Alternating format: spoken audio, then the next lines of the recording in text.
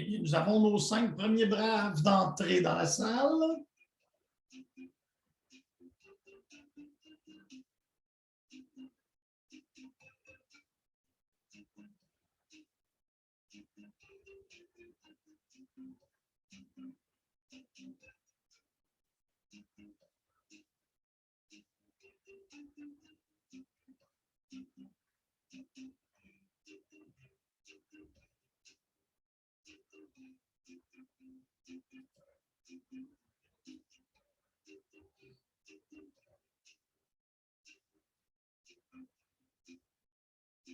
Alors, on devrait se rapprocher de 27, qui sont le nombre d'étudiants que j'ai en présence dans Zoom.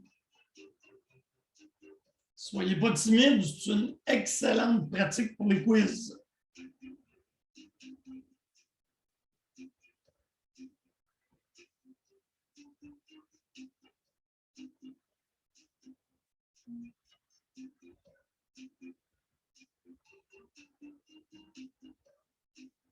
Allez, les 5 derniers.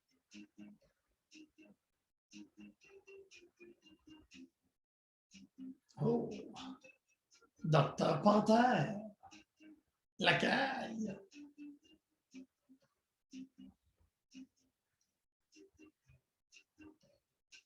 Eh bien, on va démarrer la séance. Oh, on a même une unicorne argent. Parfait, ça. Donc, le deuxième cours qui portait sur Git. Vrai ou faux? Vous devez obligatoirement utiliser l'éditeur Visual Studio Code pour travailler avec Git.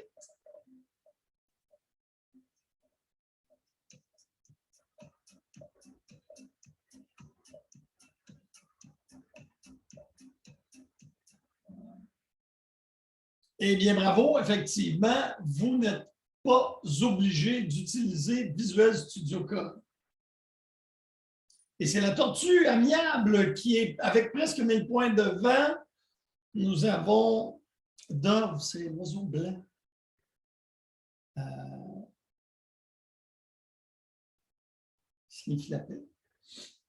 Suivi de Guana et l'alpaga bronze.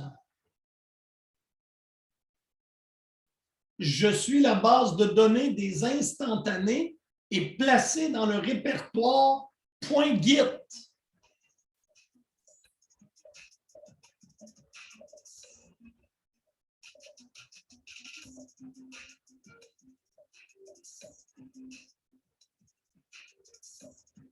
Il reste qu'une seconde. Eh bien, les instantanés, c'est la photo de votre projet avec tous vos fichiers qui est sauvegardé dans le répertoire .git. Ça se trouve à être le dépôt local. Eh bien, la tortue garde les devants, suivie de la caille et de l'escargot. Et la gazelle est quand même pas loin. On a 2 cailles, une caille excitée et une caille royale. Choix multiples, plusieurs bonnes réponses. À quoi sert la commande git rm?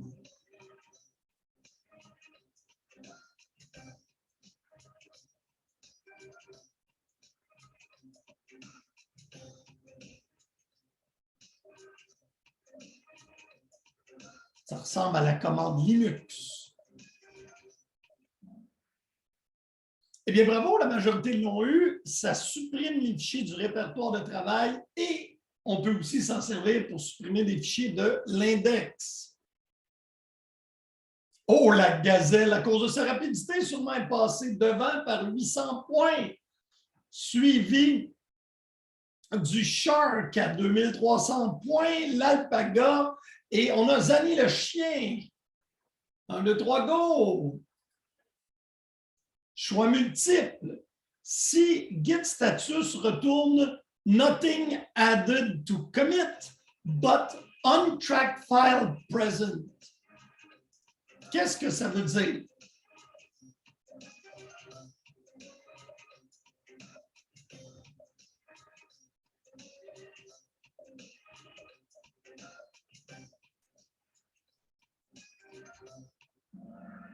Bien, effectivement, il y a des fichiers que vous avez édités qui ne sont pas ajoutés à l'index.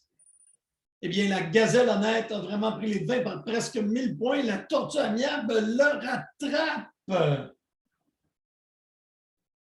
Choix multiple.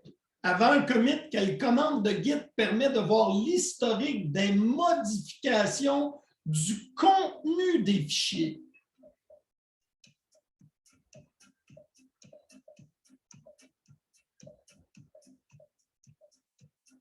Et le mot-clé ici, c'est modification du contenu des fichiers.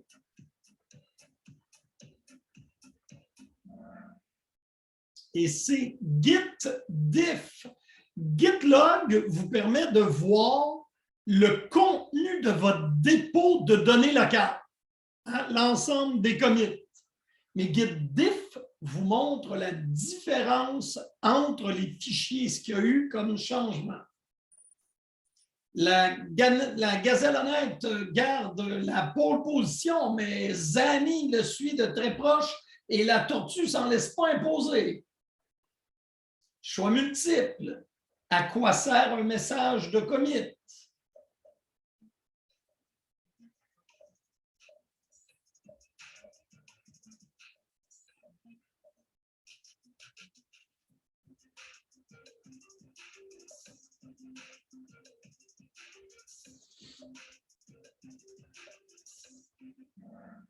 Eh bien, bravo. C'est quelle modification a été faite et dans quel cadre? Pourquoi? La gazelle maintient sa domination, suivie de Zani et la tortue aimable. La caille refait surface. Je suis la commande qui annule le dernier commit et revient au précédent sans toucher au répertoire de travail.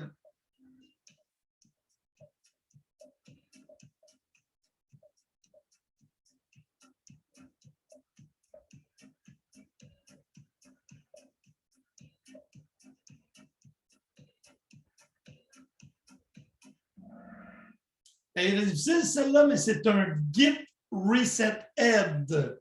Donc, git reset, ça recule le pointeur de head. Et quand on voit un chapeau après head, ça veut dire la position courante de head moins 1. 2, chapeau aurait été head moins 2. Revert, c'est proche. Mais vous devez comprendre que revert va créer un nouveau commit inverse. Alors, la différence ici entre git revert et git reset head, c'est qu'en fait, avec un git reset head, on n'aura pas d'historique pour nous dire ce qui s'est passé, tandis que le git revert, on va avoir le commit qui s'est fait qu'on veut reculer et un nouveau commit. Donc, on ne revient pas au précédent, on revient à l'état précédent. Et la gazelle maintient son avance, mais la tortue s'est rapprochée à peine 100 points. Choix multiple. Si votre répertoire local au tout début de votre projet, vous devez exécuter quelle commande?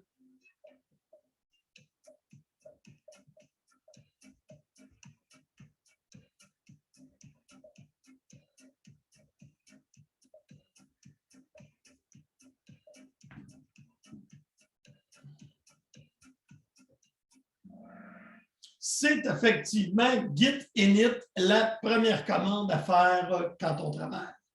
Alors, la gazelle est à 5100 points, suivie de la tortue à 5500, du perroquet à 5002, Zani le chien à 5000 et la caille excitée suit.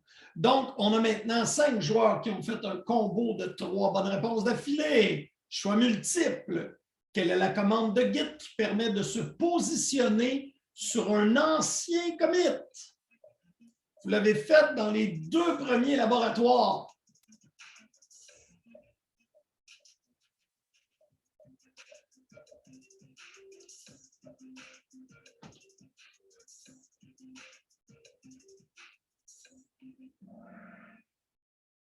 C'est git checkout. Alors là, je répète, je l'ai expliqué, un git revert, ça ne retourne pas dans l'historique.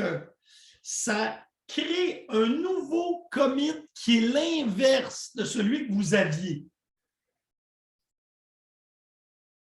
Donc, la gazelle maintient son avance à 6600, le perroquet à 6100, Zanny le chien à 6000 presque, et l'escargot qui nous rattrape à 5006. Alors, prochaine question, choix multiple. Je ramène le répertoire de travail à un commit nommé en créant un commit inverse. Là, je pense que vous allez tout l'avoir bon. Je ramène le répertoire de travail à un commit nommé en créant un nouveau commit pour le défaire, celui qui a été fait.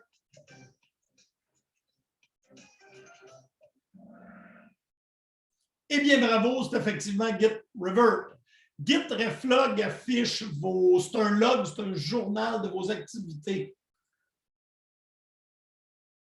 La gazelle à 5004, le perroquet à 6008 et l'escargot, vraiment, tu peux rattraper tout le monde. Bravo, l'escargot. On a Zanny le chien et la colombe merveilleuse présente sur le tableau de pointage. Vrai ou faux? Lors d'une fusion, vous devez vous positionner sur la branche de modification et ensuite faire un merge vers master.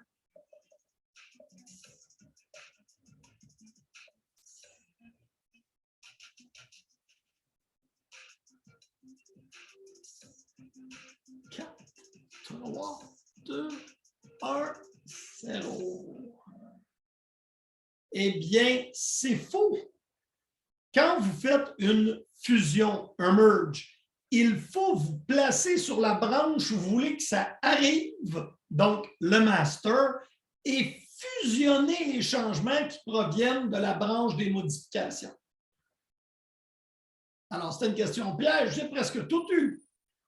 Sauf la gazelle qui s'envole presque avec l'avance à 8300, suivi du perroquet, l'escargot, Zanny le chien et la colombe merveilleuse. Que représente la valeur 9GF452 lorsque vous exécutez la commande GIF reflog?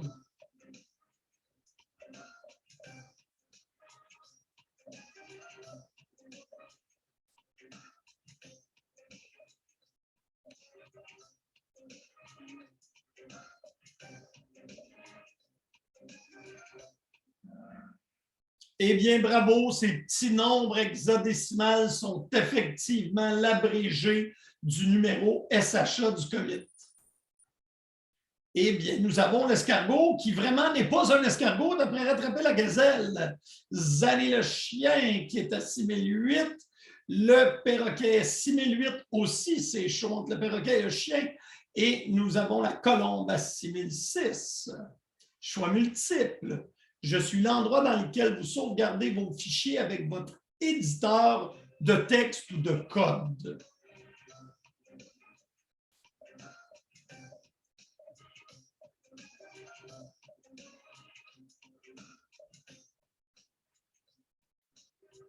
Cinq, 4, 3, 2, 1 et c'est terminé! C'est effectivement l'espace de travail. Le dépôt local, lui, est l'endroit où Git sauvegarde vos fichiers après vos commandes Git. Eh bien, la gazelle est en feu. 6 bonnes réponses d'affilée, suivies de l'escargot, du chien, du perroquet et de la colombe. Vrai ou faux? La commande Git status vous donne un historique de tout ce que vous avez fait.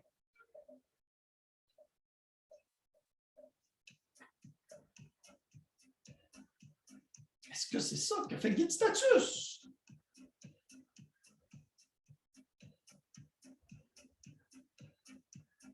« 3, 2, 1, 0. » Eh bien, c'est faux. Git status vous montre plutôt le statut de votre répertoire de travail vis-à-vis de l'index.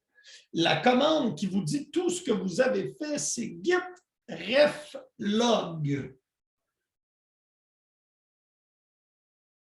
Gazelle, aucun changement de position en fait. Et 7 joueurs ont fait un combo de 3 bonnes réponses. Félicitations à vous. Plusieurs bonnes réponses. Quelles sont les 3 zones principales de Git?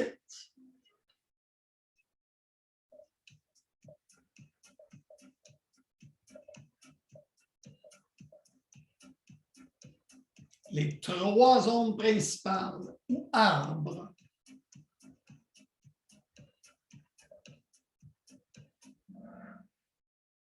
Eh bien, bravo. Ceux qui ont répondu la remise, vous n'avez pas tort, mais ce n'est pas une zone principale, c'est une zone secondaire.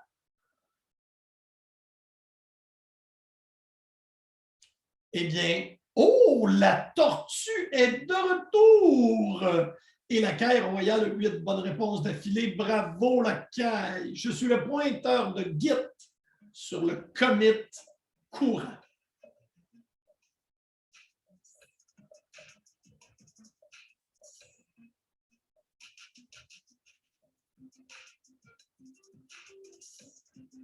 Allez, allez-y les réponses. 2 secondes, 1 seconde, c'est terminé.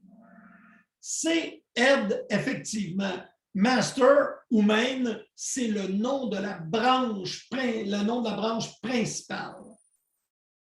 Eh bien, de retour est notre tortue amiable et la colombe, la gazelle s'envole avec une avance de près de 2000 points. Choix multiples, plusieurs bonnes réponses. Je suis là où les commandes qui déplacent le pointeur aident sur une branche particulière.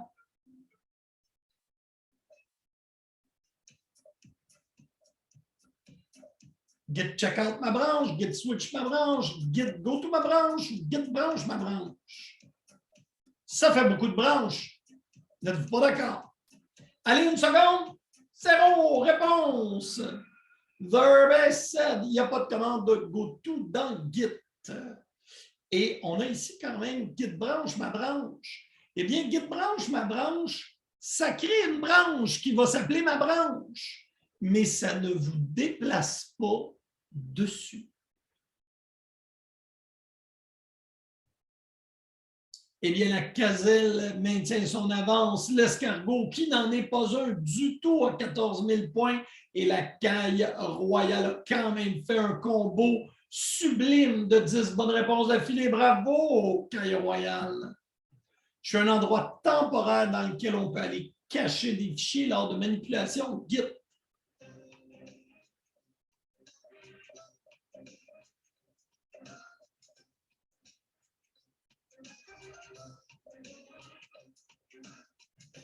Allez, allez, est-ce la remise, l'index, le dépôt local ou l'espace de travail? 2, 1, 0. C'est la remise, aussi appelée la cachette, en anglais, stash. Un stash, une place pour cacher. Eh bien, l'escargot suit toujours la gazelle, mais le chiésanier a pris quand même les devants sur la tortue et la colombe. Choix multiples, je contiens la liste des fichiers du prochain commit. Qui suis-je? L'index, le dépôt local, la remise ou l'espace de travail.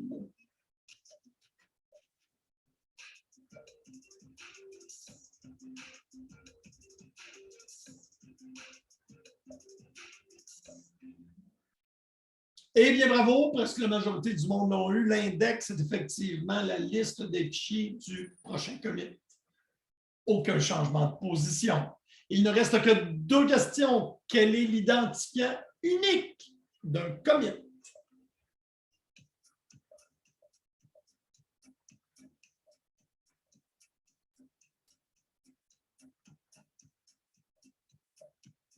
Cinq, 4, 3, 2, 1. Oh, 3 personnes sont restées anonymes. C'est sa clé de hachage. Bravo. Toujours aucun changement de position. Que signifie l'option "-A" de la commande git commit?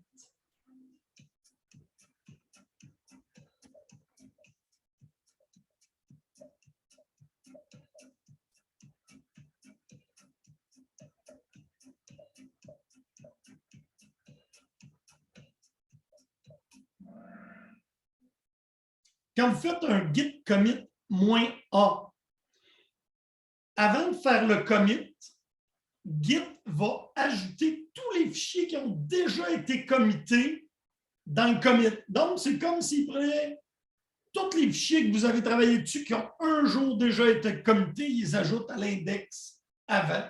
Donc, c'est pour éviter de faire un git add point ou étoile et git commit si vous n'avez créé aucun nouveau fichier. Si vous avez créé des nouveaux fichiers, il faut toujours faire le git add. Eh bien, Zanny le chien, combo de 3 bonnes réponses à 3e place. Et on voit que la 2e et la 3e place est disputée chaudement. En fait, il y a à peine 550 points entre Zanny et l'escargot. Je suis la commande qui permet d'afficher toutes les commandes sur le journal effectué sur un dépôt local. Question piège.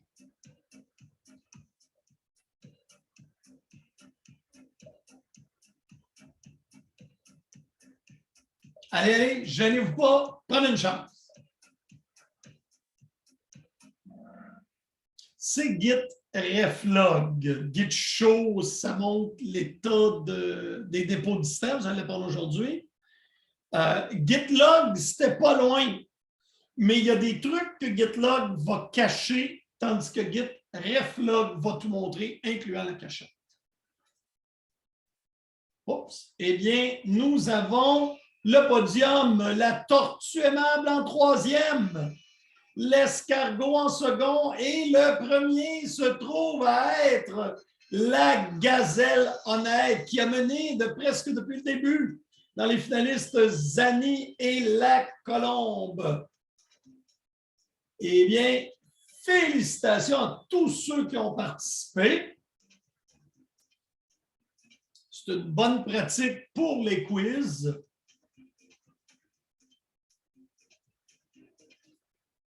Est-ce qu'il y en a qui ont des questions suite au quiz? Au quiz, je devrais plutôt dire au caout. Bon, revision du cours précédent va se faire à l'aide des documents de labo. Hein? Donc, Git 1, feuille réponse du labo. Et là, j'ai besoin de votre participation, soit en levant la main, soit en l'écrivant dans le chat.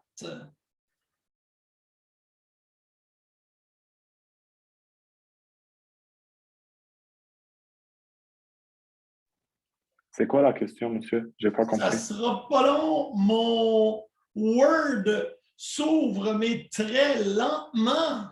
Là voici. Que fait la commande git config? Je vais écrire vos réponses. Alors, vous pouvez dans le chat ou tout simplement lever la main.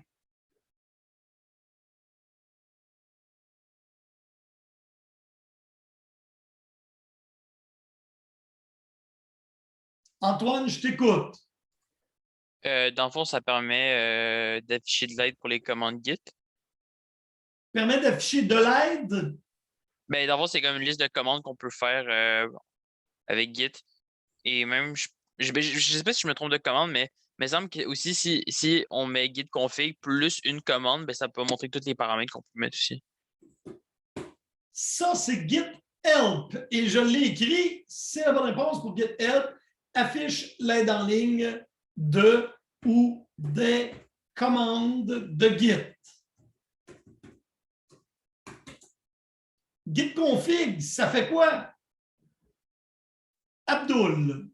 Excuse-moi, Nazim en premier. Vas-y, Nazim.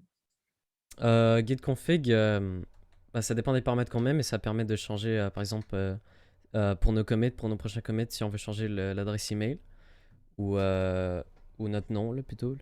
Les paramètres de Git tels que nom, courriel, c'est bon. Abdul, avais-tu un paramètre à ajouter? Mais moi, c'était vraiment la même réponse. Permet la configuration de Git, non email, etc. OK. Est-ce qu'il y a quelqu'un, à part non email, vous souvenez-vous quelque chose que vous devez changer? Sinon, vous allez obtenir un espèce de drôle d'endroit si vous oubliez de mettre un message.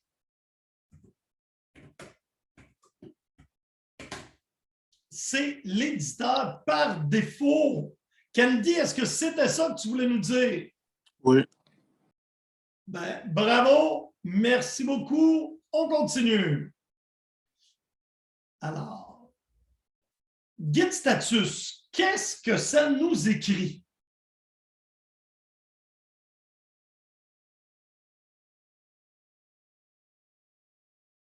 Allez-y, vous avez le droit de la taper, la commande, ou de vérifier dans vos notes, il n'y a pas de problème. On s'en sert parce que ça nous rafraîchit la mémoire. Abdul, je t'écoute. Moi, j'avais écrit liste les fichiers existants dans le répertoire pour montrer si sont tracés ou pas.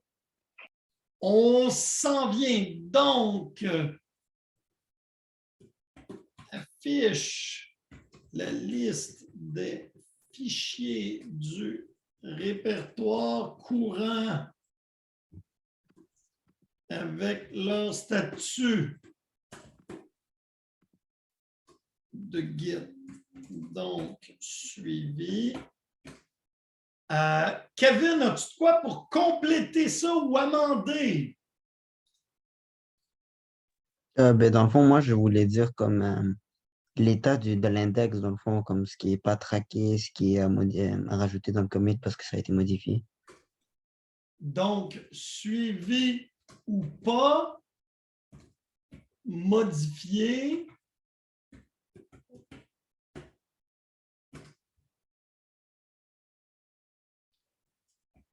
À l'index ou non. Donc, on s'en vient bien. Est-ce qu'il y en a qui ont quelque chose à ajouter? Parce qu'en fait, ça n'affiche pas la liste des fichiers du répertoire courant. En tout cas, une partie. Hein? Moi, je vais rajouter. Parce que afficher les fichiers du répertoire courant, c'est LS qui va faire ça.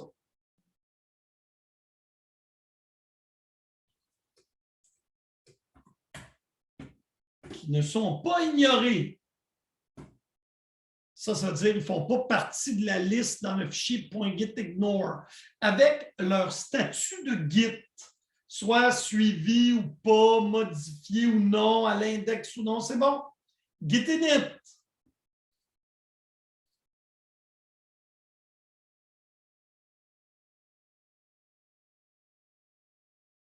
Nazim, on va y aller avec toi.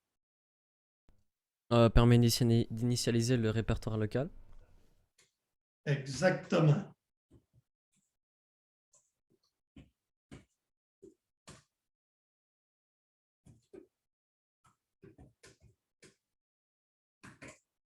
Git add.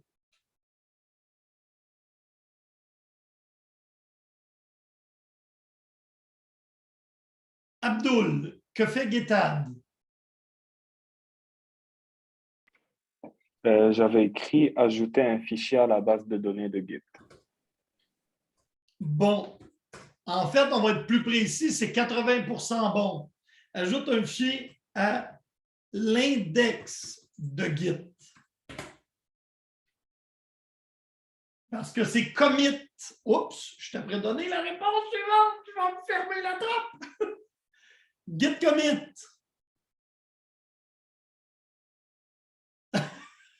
Y a-t-il quelqu'un d'autre qui me douce sur celle-là?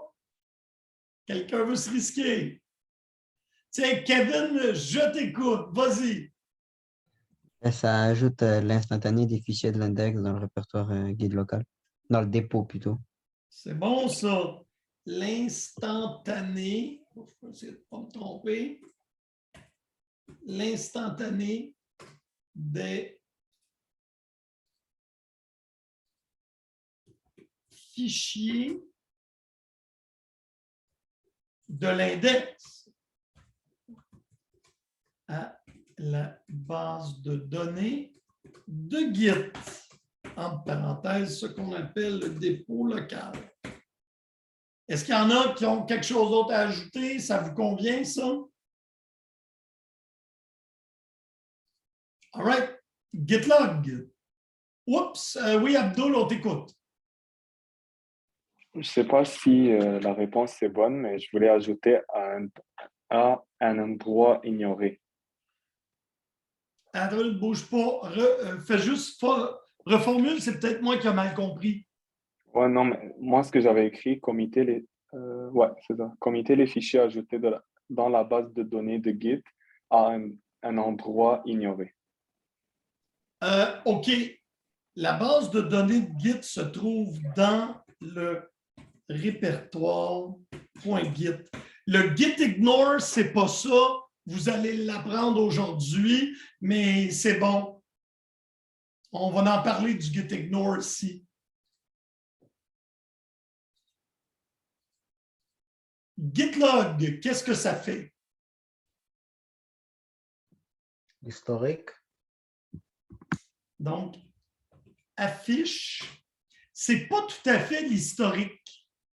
C'est le contenu du dépôt local. Tu peux me dire, oui, mais monsieur, le contenu du dépôt local, c'est mes git commits.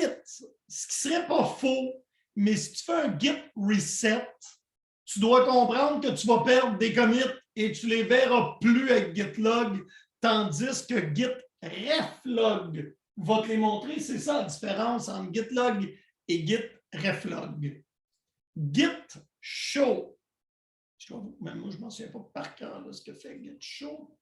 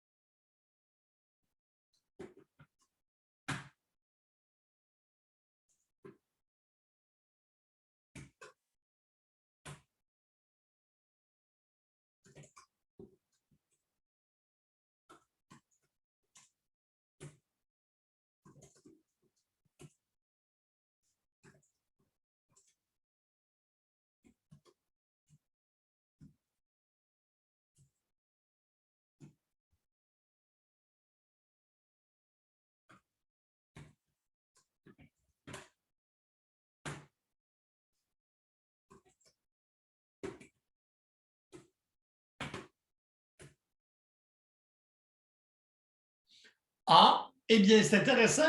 Git show fait un git diff. Laissez-moi modifier mon fichier pour vous montrer la différence.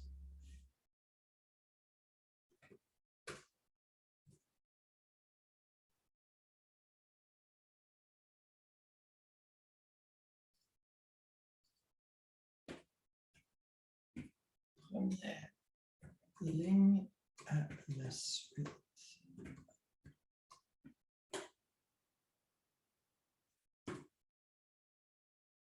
On va en profiter pour committer à l'aide de Visual Studio Code. Donc, le troisième icône ici, c'est notre lien avec Visual Studio Code. Et vous pouvez, vous voyez le petit M qui veut dire modifier. Et ici, on peut rentrer un message. Donc, second commit. Et c'est le petit crochet. Ensuite, on va faire, oups, j'ai même fait une faute d'orthographe, on va rajouter un E. Et seconde ligne après le second commit. Donc, encore là, je vais m'en venir ici. Troisième commit. Repart. Donc, on s'en vient ici, on est tout égal, on va aller voir ce que nous montre notre git show.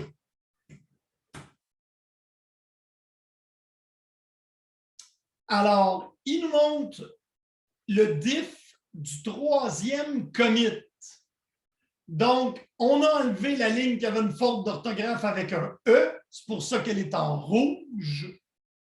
Et on voit ici les deux lignes qui ont été rajoutées.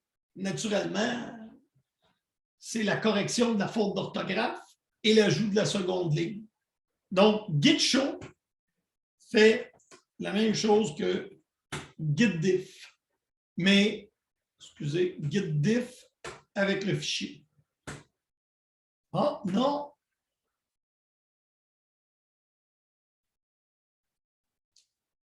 C'est vrai, par défaut de GitDiff donne l'index vis-à-vis le répertoire courant et ils sont identiques.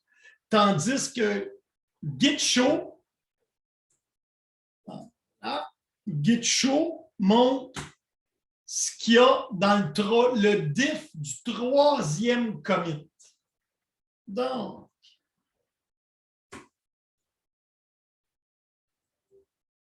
affiche le contenu des modifications.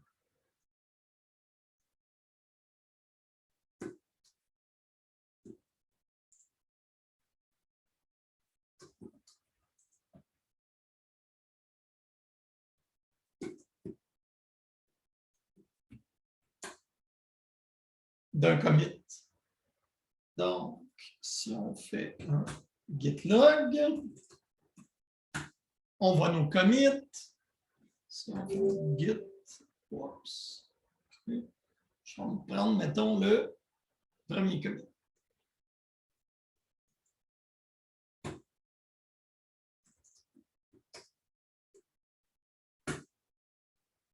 Et ça, c'était mon premier commit.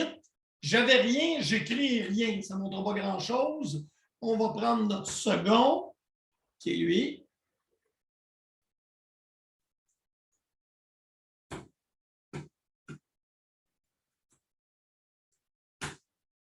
Et là, on voit que c'est l'ajout de la première ligne. Donc, affiche les modifications du contenu des fichiers d'un commit nommé. Par défaut, c'est add. Git RM, qu'est-ce que ça fait? Supprimer. Supprime. Ça supprime quoi de où?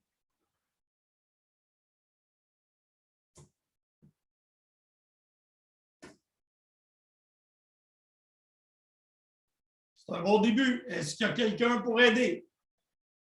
RM supprime quoi? Nazib, je t'écoute. Est-ce que ça supprime le fichier du répertoire de travail?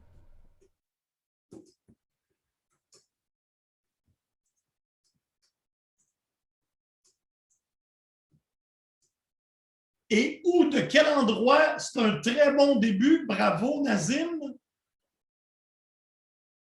Est-ce qu'il y a quelqu'un pour l'aider? Supprime les fichiers du répertoire de travail. Et où? Ellie? L'index. Effectivement. Selon les paramètres de la commande. Git help, on y est passé. Git checkout, qu'est-ce que ça fait?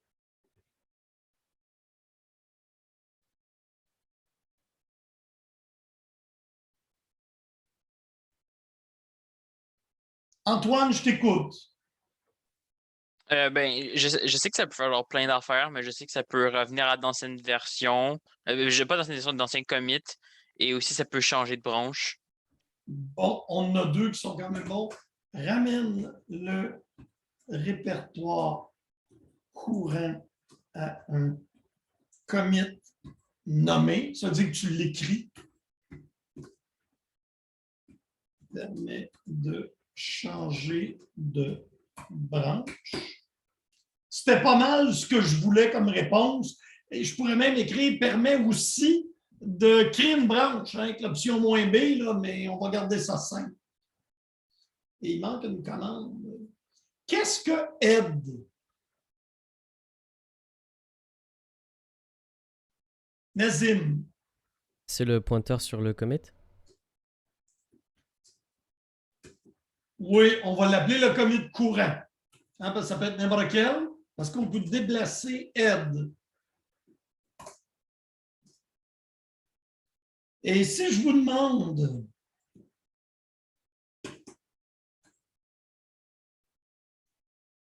qu'est-ce que ça... Oh, excusez-moi. Qu'est-ce que ça veut dire ce que j'ai écrit head avec deux petits chapeaux? Et non, ce n'est pas un émoticône pour dire que head est surpris.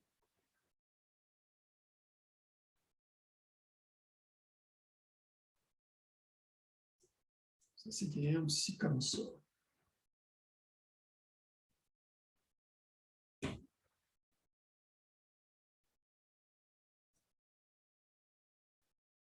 Nazim, on t'écoute. Est-ce que ça remet le pointeur head de 2 commits en arrière?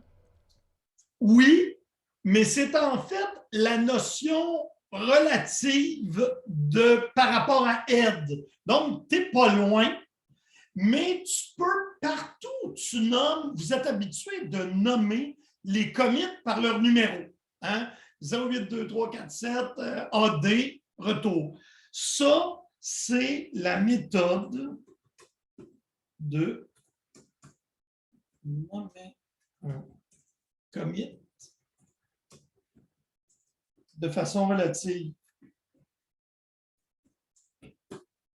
Donc, peu importe où est head, on va dire que je ne le sais pas. Mais je peux dire une chose, head, deux petits chapeaux, c'est 2 commits avant où est head. Donc, si head est un commit qui n'est pas le dernier, head, 2 petits chapeaux va être 2 commits avant ou head tilde 2. Est-ce qu'il y en a qui ne comprennent pas ce que je veux dire ici?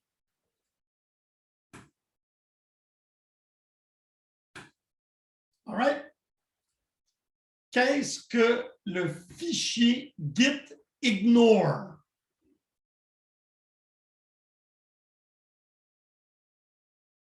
Est-ce qu'il y a quelqu'un qui veut se risquer? Antoine, je t'écoute. Je suis pas trop sûr, mais est-ce que c'est. Il me semble que c'est un fichier texte avec les fichiers qu'on veut pas que Git prenne en compte. Exactement ça.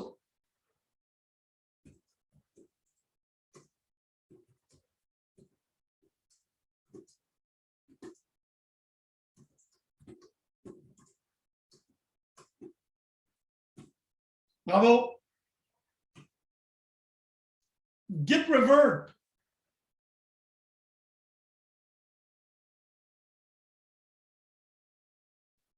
Et là, vous l'avez vu dans le quiz. Antoine, et tu auras l'aide de Nazim au besoin. Qu'est-ce que ça fait Git revert? Ça crée le dernier. Dans le fond, ça refait le dernier le commit avant comme un nouveau commit. Dans le fond, ça fait le commit inverse. Et dans le fond, ça fait le commit inverse, puis ça t'envoie ce commit-là. Qui renverse. Précédent.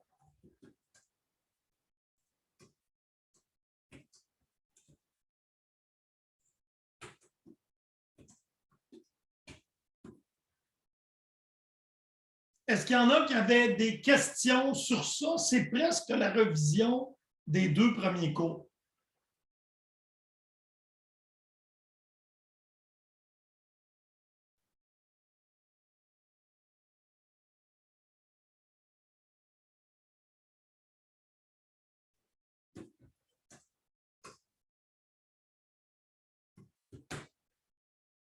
Bravo. Alors, si on revient à notre agenda, on est maintenant prêt pour le matériel du cours 4. Mais avant, je veux vous donner une pause.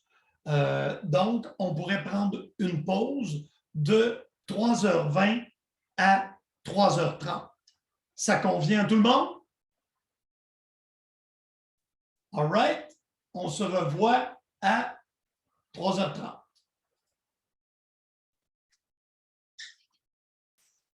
Bonjour, monsieur. Rebonjour tout le monde. Oui, ah, c'était. OK. Bonjour Adam, tu es de retour chez toi, je suppose. Oui, enfin, monsieur, c'était assez compliqué. OK. Bon, Là, de toute façon, il est 15h, 15h30, pardon, tout le monde devrait être de retour. Fait que là, je vais donner les derniers avertissements et consignes pour les prochains quiz. Les quiz, votre présence et votre caméra sont obligatoires lorsque vous êtes à distance, la caméra, mais présence obligatoire quand vous êtes au collège ou à distance. Là, pour les étudiants qui ont eu de la difficulté à se rendre, je mets ça clair, il n'y aura pas d'exception. Le quiz est à 2h, tu as manqué ton autobus de midi, tu arrives au collège à 2h30, je suis désolé, je ne peux pas l'accommoder. Un quiz, c'est un examen, vous devez être présent au moment où il se donne. Sinon, vous devez avoir une raison valable, vous devez passer par votre API et on va recéduler l'examen cas échéant. Est-ce que c'est clair pour tout le monde? c'est clair. Ça va pas se reproduire, monsieur. Non, regarde, des fois, il y a des impondérables dans la vie, je comprends, mais là, je veux juste être sûr que c'est clair pour tout le monde. Au matériel du cours 4. Aujourd'hui, c'est Git, suite et fin. Alors, on va travailler aujourd'hui avec un dépôt à distance. J'ai choisi GitHub pour la simple et bonne raison que c'est le plus utilisé, mais il y en a d'autres excellents. Vous allez apprendre à aller chercher du contenu et à en reporter dans un dépôt distant. Vous allez rapidement apprendre comment travailler avec la cachette, la remise, et utiliser les commandes intermédiaires de Git, donc git diff, merge, et résoudre des conflits avec Visual Studio. Les dépôts à distance. Git et GitHub, c'est pas pareil. Malgré que tu peux faire beaucoup de choses avec Git, GitHub, c'est des fonctionnalités qui sont complémentaires. Naturellement, GitHub, il y a la fonctionnalité de dépôt distant qui est probablement la plus importante. Mais il y en a d'autres. Tu peux, entre autres, communiquer avec d'autres développeurs et soumettre des problèmes avec ce qu'on appelle des issues. Tu peux partager des morceaux de code en ligne à l'aide de ce qui s'appelle des Gits. Tu peux faire des pull requests, en tout cas, et on continue. Donc, Git, GitHub, ce n'est pas la même chose. GitHub, c'est vraiment le dépôt à distance. Git, c'est notre dépôt local. Et malgré qu'on va utiliser GitHub, on doit toujours tout faire sur notre Git local. Donc, question non ici. Voyez, on va regarder surtout à droite. Parce que c'est lorsqu'on fait un dépôt, on peut oublier ce qui est là à gauche. On travaille entre notre machine locale et ce qui s'appelle l'origine, qui est le nom par défaut d'un dépôt distant. Est-ce qu'il peut y avoir d'autres noms? La réponse, c'est oui. Pour le moment, nous, on va l'appeler origine. Alors, nous, on travaille dans nos dépôts à nous, au niveau de la partie droite. Si on travaillait dans un projet open source, on se crée une copie du projet original dans une fourchette.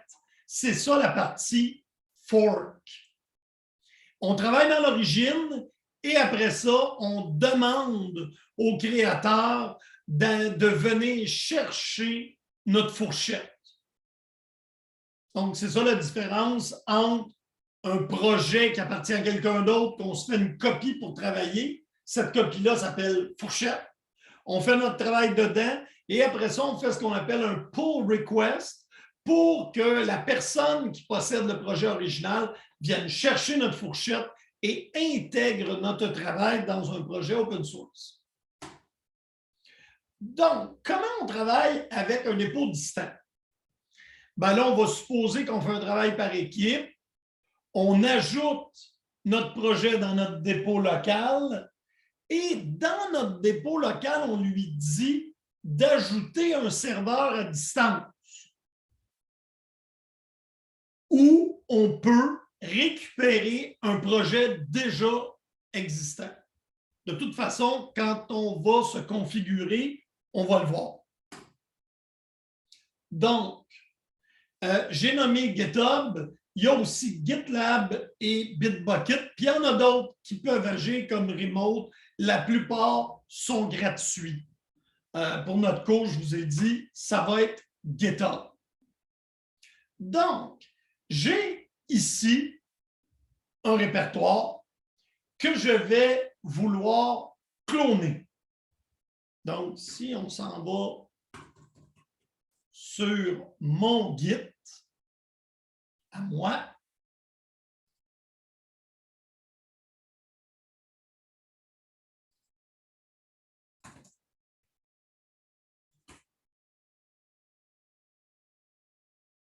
on va ici, on voit la liste de nos dépôts. Et bon, j'en ai créé un qui s'appelle Labo 3. J'aime bien la photo.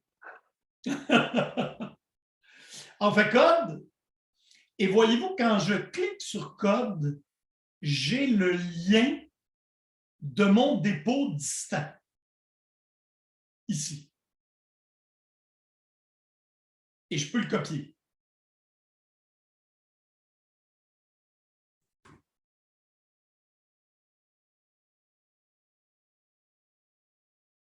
Si je n'ai pas de dépôt de créer, je peux directement le cloner. Ou sinon, là, ce qu'on va apprendre, c'est de les relier.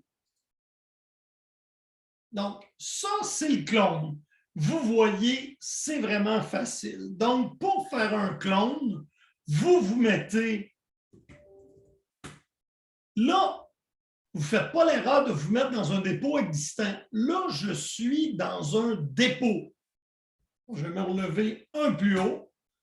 Et si vous posez des questions, vous faites faire un git status, parce que ce n'est pas tout le monde qui a une belle interface. Fatal, not a git repository. Donc, je suis en haut.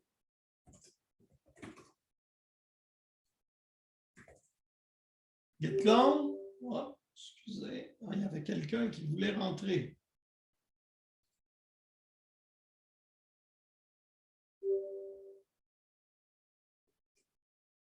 Et ça, c'est le URL de mon Git que j'ai copié d'ici. Donc, faire un clone, votre répertoire local n'existe pas. Vous faites ça ici et voilà, c'est fait. Si on s'en va dans Labo 3, j'ai les deux fichiers. Je fais un git status. On voit que tout est à jour, mais il me dit ta branche est à jour avec origine même. Si je fais un git log, les commits qui étaient déjà dedans sont là. Donc, il a importé tout le projet dans mon répertoire local. Alors ça va bien quand le projet existe et que je veux, on peut dire, l'importer, mais le terme qu'utilise GitHub, c'est cloner. Maintenant, donc c'est git clone et le URL du répertoire, c'est quand même relativement simple. Par contre, vous devez vous authentifier à GitHub. Moi, ça a bien été parce que mon courriel que j'ai mis dans mon Git est configuré à la même adresse courriel que mon adresse de GitHub. On fait un git config --list. Mon courriel.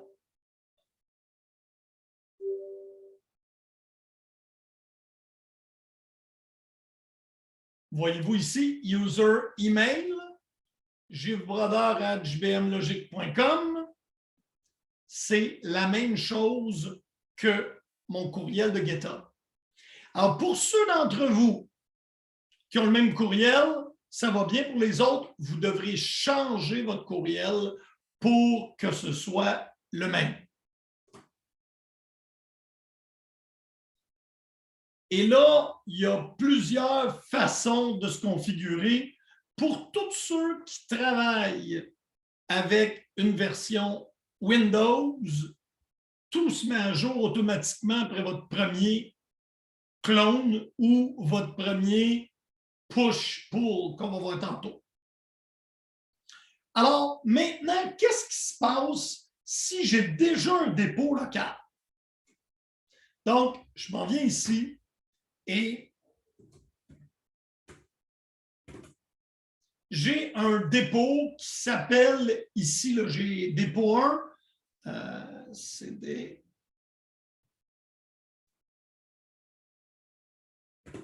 Donc, si j'en ai un dépôt, il y a juste un fichier dedans, mais j'aimerais ça qui se connecte avec un dépôt à distance de GitHub. Donc, je m'en vais sur GitHub et je vais créer un nouveau dépôt.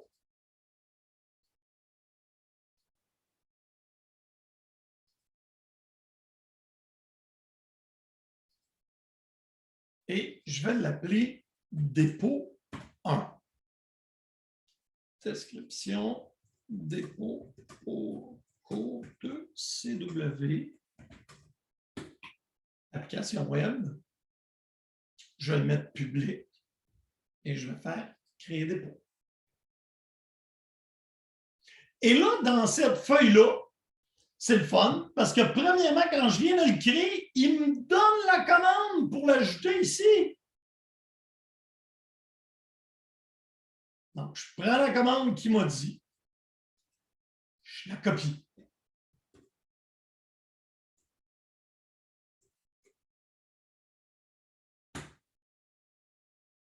Git remote add origin.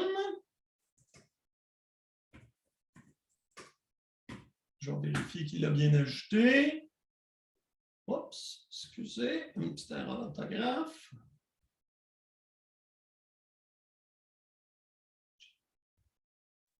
C'est remote.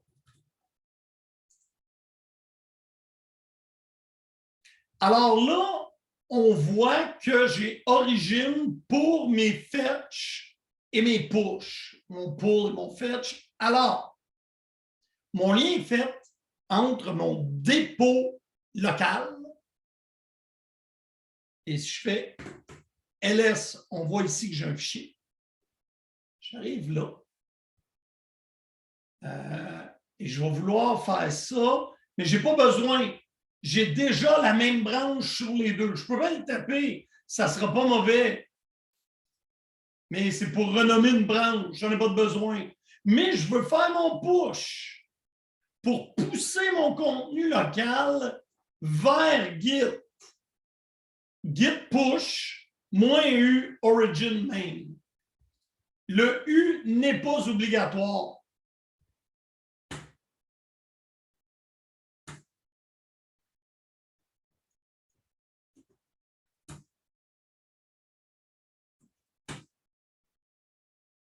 Et voilà, il me le demande une fois. Sur Windows, il va vous ouvrir le site web et vous allez vous loguer. Alors, c'est plus facile. Mais là, en ce moment, si je fais un ls, j'ai toujours mon fichier mi.txt et j'en viens ici, dépôt, et on va aller voir mon dépôt 1. Et vous voyez que le fichier a été créé. Mieux que ça, je peux consulter l'ensemble de mes commits et ce qu'il y a dedans.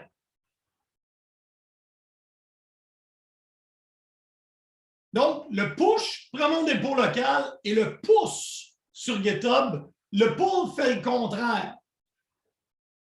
Donc, si je m'en viens ici dans mon code et que j'ajoute un fichier, appelons-le index.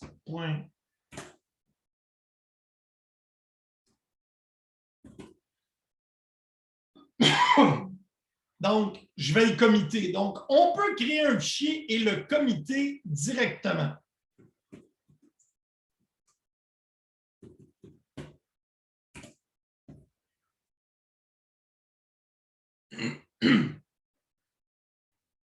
Donc, vous voyez maintenant, j'ai deux fichiers ici. Je m'en viens localement. J'en ai qu'un seul. Donc là, au lieu de faire push, on va faire pull les mêmes paramètres. Alors, j'ai maintenant les deux fichiers. Et c'est comme ça qu'on travaille avec GitHub. Push, pull, on fait tout localement, habituellement. J'ai montré qu'on pouvait le faire là-bas, mais habituellement, on fait tout localement. Donc, je m'en viens ici, code index.html. Je fais mes modifications parce que je trouve que c'est horrible.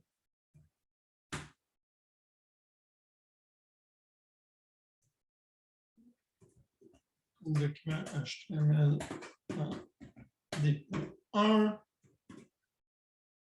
Je sauvegarde.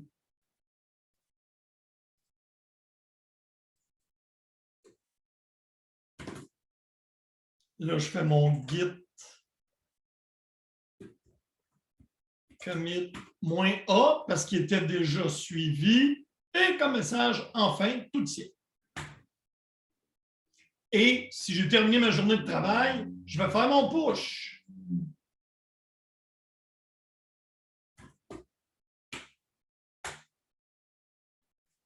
Et si je m'en viens sur GitHub et que je regarde le contenu de Intex, on voit maintenant qu'il est au complet.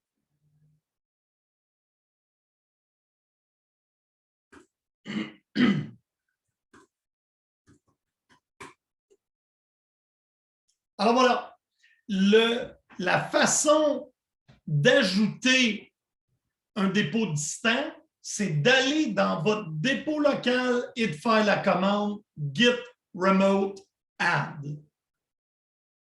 Dépôt, habituellement, on l'appelle origin par convention, et le URL, c'est le nom que vous prenez qui se trouve dans votre GitHub. Si vous revenez ici dans code, le nom est ici.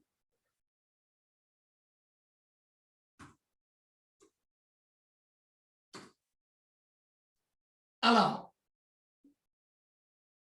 ça ici, c'est tout ce qu'il y a à faire. Si on commence localement, ben, on crée notre dépôt, on met des fichiers, on initialise add commit, et après ça, on va faire un git remote add pour l'ajouter. Pour pousser des changements, git push -u la première fois si vous avez touché au nom de branche, parce que là, on a un problème. Notre branche, par défaut, s'appelle master. Sur GitHub, elle s'appelle main. Donc, ça peut donner ce type d'erreur-là. Donc, pour le régler, on va en profiter. Ça, c'est à faire avec moi. Git config list. Et vous allez voir, il y a un paramètre qui contrôle le nom de la branche. Ça s'appelle init default branch.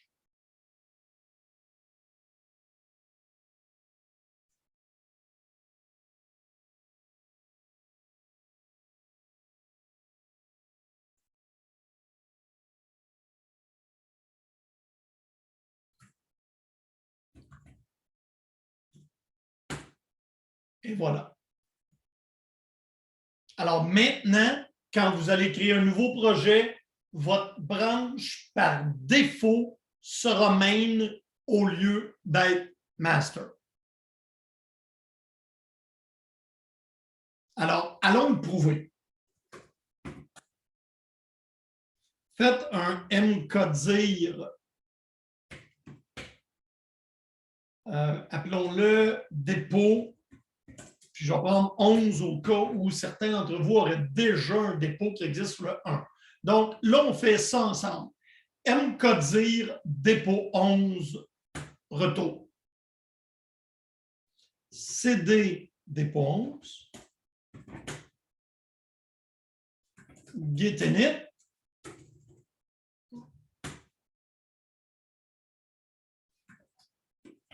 Et git status. Faites git branch. Et là, il vous le dit d'ailleurs. Première ligne de git status, c'est sur quelle branche vous êtes, ou tu peux faire git branch. J'en ai pas d'autres. Et puis, j'ai rien de comité, donc ma BD est vide. Si vous faites un touch, mettons index.html, ça va créer un fichier vide, mais ça va être correct pour les besoins. Git add point, git commit,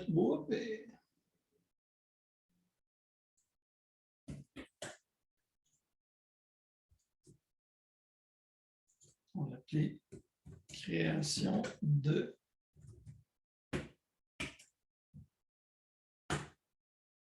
là, c'est fait un git status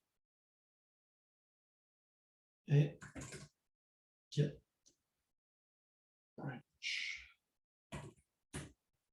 Là, on voit qu'on est sur main. Alors, je vous ai demandé de créer dépôt 11, d'aller dans votre répertoire dépôt 11 et de faire votre git init. À partir de là, si vous faites git status, la première ligne, il va vous dire sur quelle branche vous êtes. Là, j'aimerais savoir, est-ce qu'il y en a d'entre vous qui n'ont pas eu main?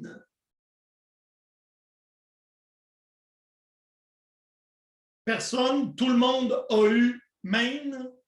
Parfait. Excellent. Donc, bravo tout le monde. On n'aura pas cette problématique-là. Je vais juste fermer ça. De retour au diapo.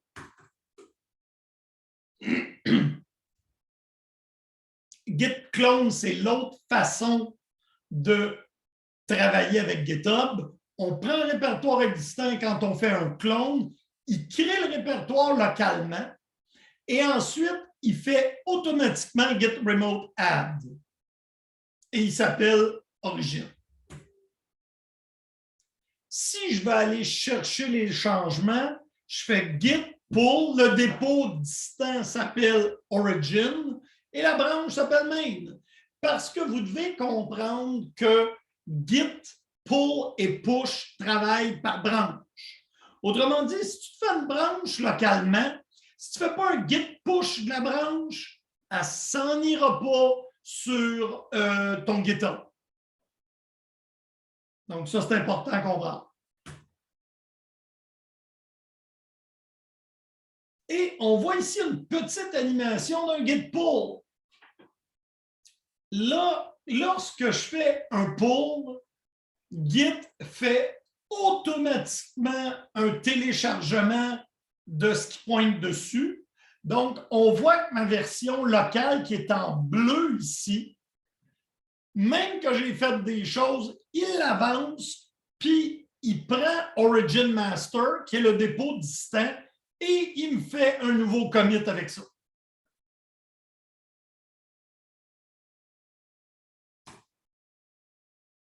La différence avec un fetch, c'est que le fetch, il va vous ajouter tous les commits du dépôt distant par rapport à où vous êtes rendu. Nous, ici, dans le cours, git pull va faire le travail. Pull fait un fetch et un merge en même temps et il amène notre dépôt local au même point que notre dépôt distant. Donc, vous devez comprendre ça, par exemple. Ce qui veut dire qu'avant de faire un pull, il faut que toutes tes affaires soient clean. Il faut que Git te dise, quand tu fais un status, nothing to commit, working on a clean tree. Quand tu as ça, tu fais ton pull, origin main, il prend. Oups.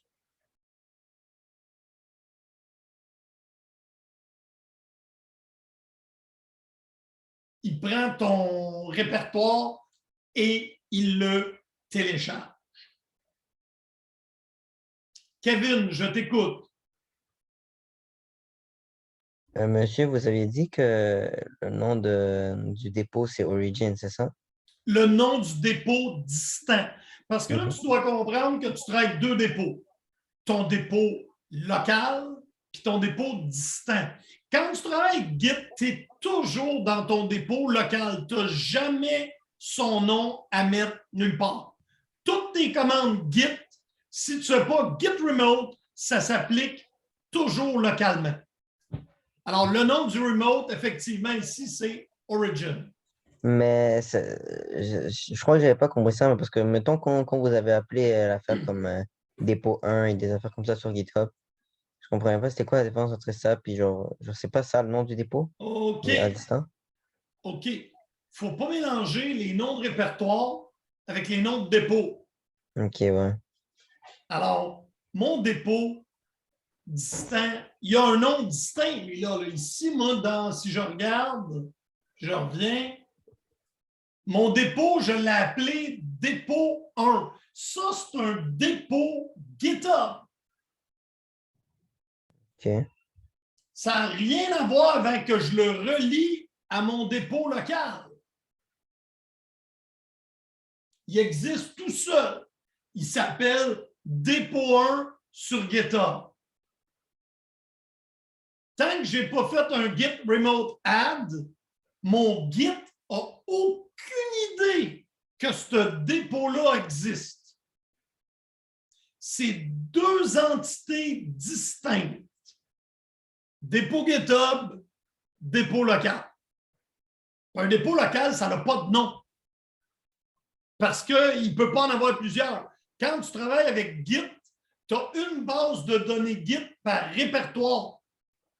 Si tu fais un Git init dans dépôt 1 localement, tu as un projet que tu peux appeler dépôt 1 qui n'a rien à voir avec ça. Il faut que tu le relis avec ton Git add. Sinon, ça existe séparément dans 2 mondes qui ne se parleront jamais. Oui, mais je comprends pas c'est quoi la différence entre, dans ce cas-là, le dépôt 1 et le Origin. Origin, c'est Ouais. son nom dans ton Git local. Ok, ouais. Comment tu fais pour dire à Git, travaille localement ou travaille à distance? Un coup que tu as fait le lien, tu vas l'appeler Origin pour travailler avec. Ok. Parce que si tu fais Git push ta branche main, où est-ce qu'il va l'envoyer? Parce que tu aurais théoriquement le droit d'avoir 10 dépôts là, sur GitHub. Fait que comment il sait dans lequel l'envoyer? Quand tu fais ton Git Remote Add, tu lui donnes un nom. Tu aurais pu me dire, oui, mais monsieur, j'aurais pu l'appeler dépôt 1. Ouais, mais là, tu as un répertoire dépôt 1, tu as un dépôt à distance dépôt 1. Ça devient mêlant par convention. Parce que si je l'ai appelé dépôt 1, il aurait pu s'appeler bonjour, mon dépôt. Pour garder les choses simples, ton dépôt dans lequel tu relis ton dépôt local, quand tu es dans ta version de Git, tu l'appelles Origin. Je m'en viens ici. Je ne suis pas obligé d'appeler les trucs par les mêmes noms. Je comprends que ça ne simplifie rien, là, mais je m'en viens ici. Et là, je fais New et je l'appelle bonjour.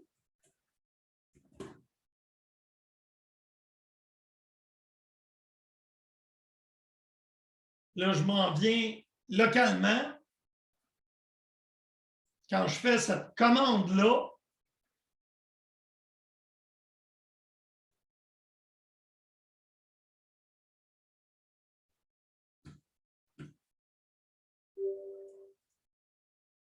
c'est ici que je lui donne son nom.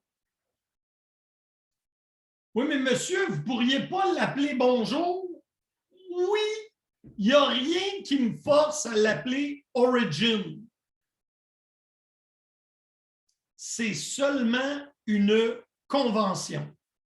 ton dépôt distant, habituellement, tu l'appelles origin, peu importe son nom sur Git.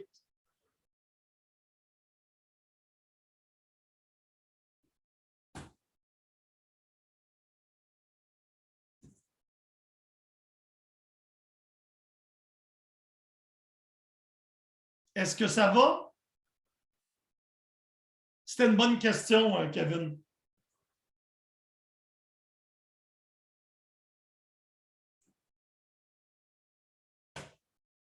Donc, quand on travaille avec un dépôt à distant, ce qu'on fait, le premier coup, c'est qu'on relie nos dépôts distants. Ça, c'est notre dépôt distant, notre dépôt local, Git remontable. Après ça, quand on commence à travailler, on fait un git pull pour amener les derniers changements. Là, on fait une petite boucle entre notre état non modifié et nos modifications. Git add, git commit, git add, git commit, git add, git commit. Quand on a fini notre travail, on fait un git push. Ça va?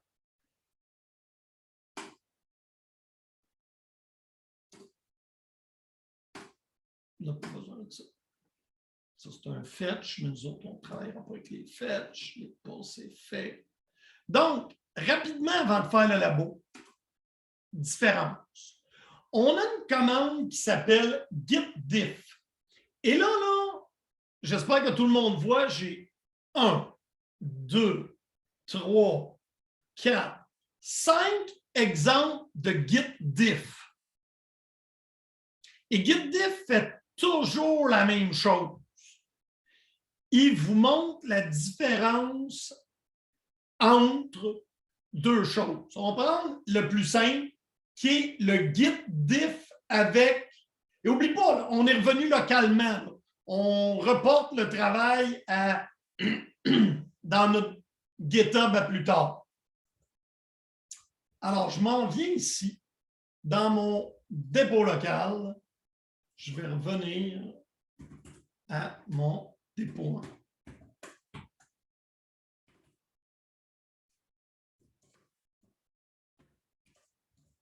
Ça, c'est mon fichier.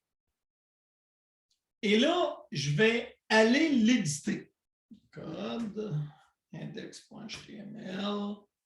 Je vais ajouter un header 1. Oh, attendez, je vais aller m'assurer qu'il est ajouté à l'index. Donc, je vais faire un petit paragraphe. Ajouter à l'index.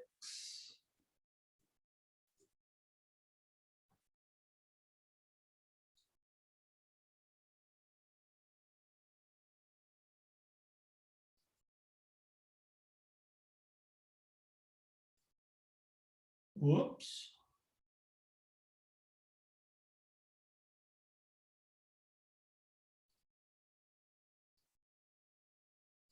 Alors là, ici, j'ai fait mon bouton droit Compare et vous voyez, il me montre ici la ligne 8 qui est vide versus ce que j'ai ici.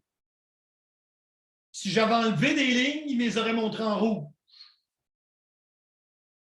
Donc, Visual Studio Code est un très bel outil pour visualiser les changements. Sinon, qu'est-ce que ça a l'air?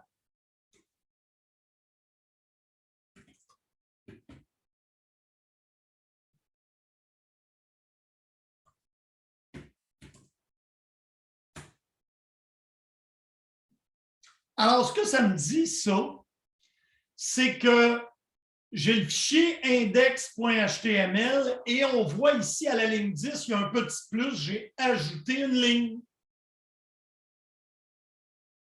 Mais je trouve ça plus intuitif de le visualiser dans Visual Studio Code.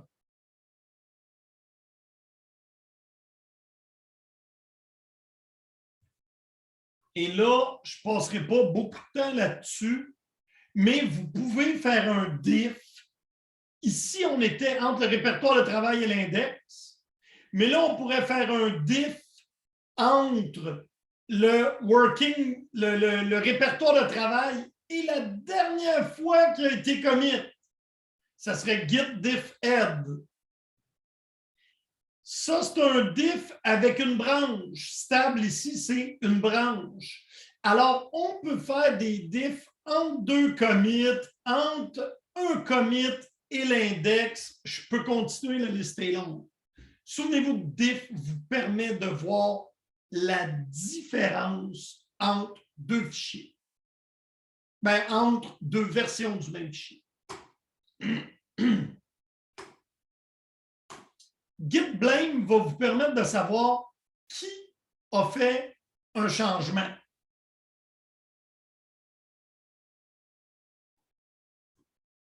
Si on arrive ici, puis on fait un git blame index.html,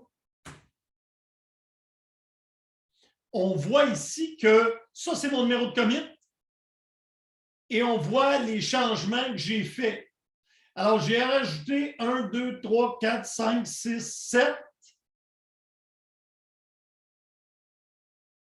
9, 10, 11 dans le commit D6466884 et il me dit que j'ai fait un changement ajouté à l'index qui n'est même pas commité encore.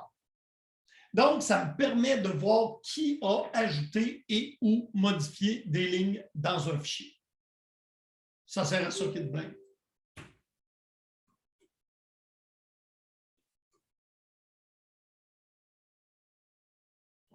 Ça. Et je ne sais pas si vous êtes capable de le voir. C'est gris pâle puis c'est petit. Mais voyez-vous, you, second ago, uncommitted change. Et ce qui est en haut, c'est le changement que j'ai fait le 14 février à 4h15 et non commité.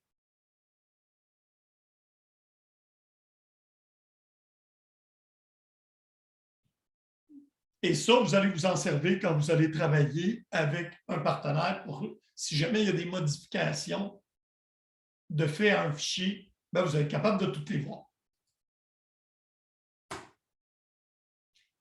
Donc, comment on travaille? Et là, c'est toujours important, vous faites votre boulot dans une branche. Toujours, jamais directement dans le même. Tu travailles dans ta branche, tu ajoutes tes commits. Tu fais ce qu'on appelle un pull request pour dire à quelqu'un d'aller voir ton travail. Il va le reviser, il va le déployer et il va faire le merge de la branche.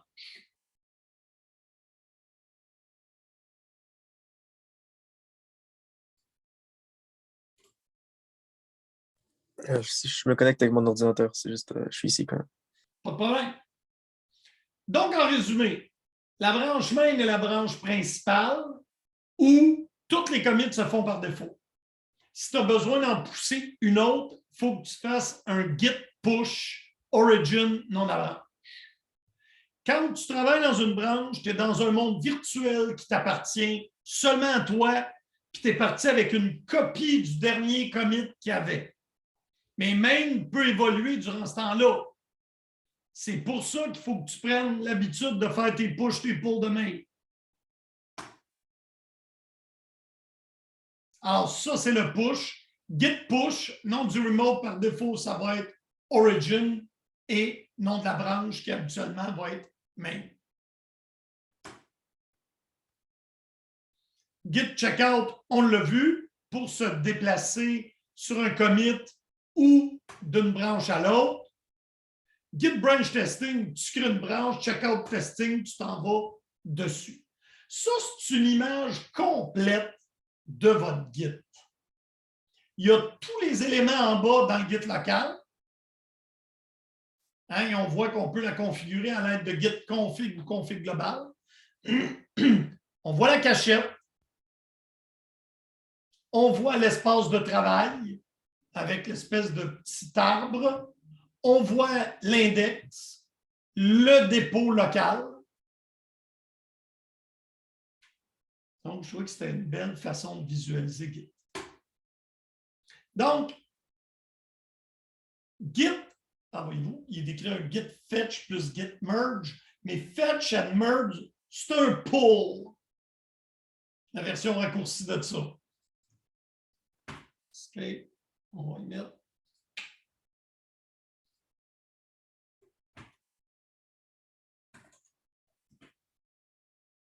Et vous devez comprendre que si vous faites un git pull, ça fait un merge automatiquement. Donc, vos changements vont être perdus si vous n'avez pas pris la peine de finir tous vos commits. Important.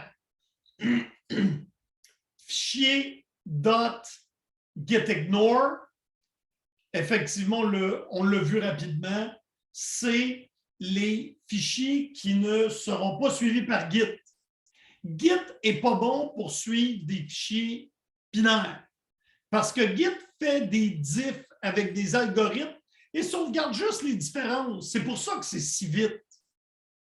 Mais il n'y a pas beaucoup d'algorithmes intelligents pour faire des diffs qui ne prennent pas trop de place de fichiers binaires.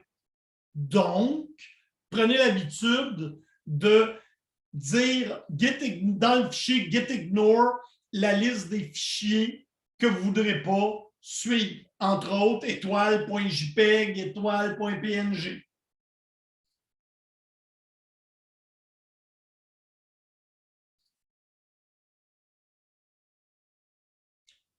D'autres choses à ne jamais mettre dans Git, tout ce qui vous permet de vous authentifier. Si vous avez des fichiers de configuration, des fichiers de mots de passe, faites très attention de ne pas les mettre sur Git. Et le fichier gitignore, quant à lui, va être suivi sur Git. La cachette ou la remise, on n'ira pas là-dedans longtemps, mais c'est un endroit où, si tu veux faire un git checkout, vérifier quelque chose, mais tu ne veux pas perdre un fichier, mais tu n'es pas prêt à le committer dans l'état où il est là, tu peux l'envoyer dans ta cachette. Donc, git stash. Tu peux même mettre un message. Donc, là, je voudrais faire de quoi? Puis je ne veux pas perdre mon fichier index dans l'état où il est. Git stash. Git stash. Il est vide.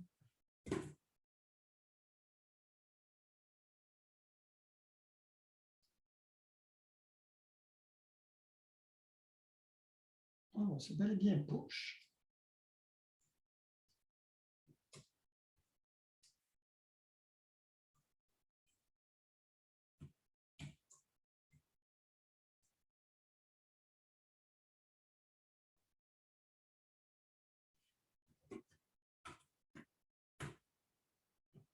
On va y faire un changement pour qu'il ne soit pas pareil.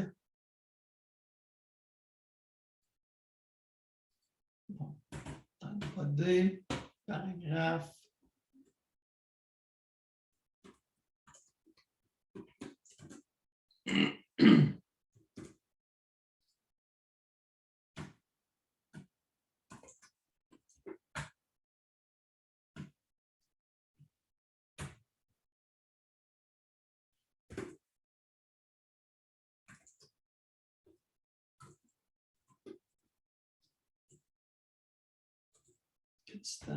Liste. Et là, j'ai envoyé dans la cachette mon fichier. Je fais cat index.html. Vous voyez que ma modification n'est plus là. J'avais mis, en fait, je vais aller chercher git stash pop.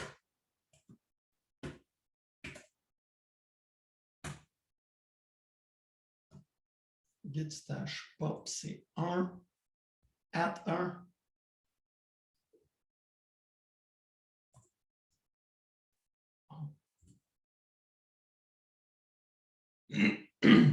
Et là, si je regarde mon fichier, vous voyez, le avant la cachette est revenu. Donc, ça me permet de mettre un fichier là temporairement du temps que je je fais d'autres choses et d'aller le rechercher après.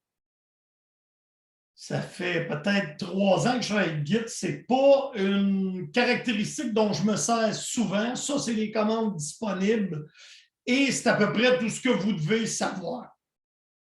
Git stash. Push pour pousser des fichiers à partir du répertoire de travail vers la cachette et pop pour le ramener.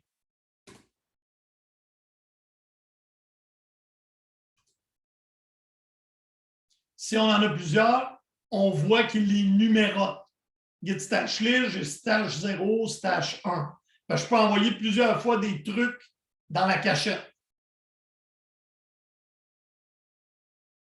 Pour le cours d'aujourd'hui, au niveau de la nouvelle matière, c'est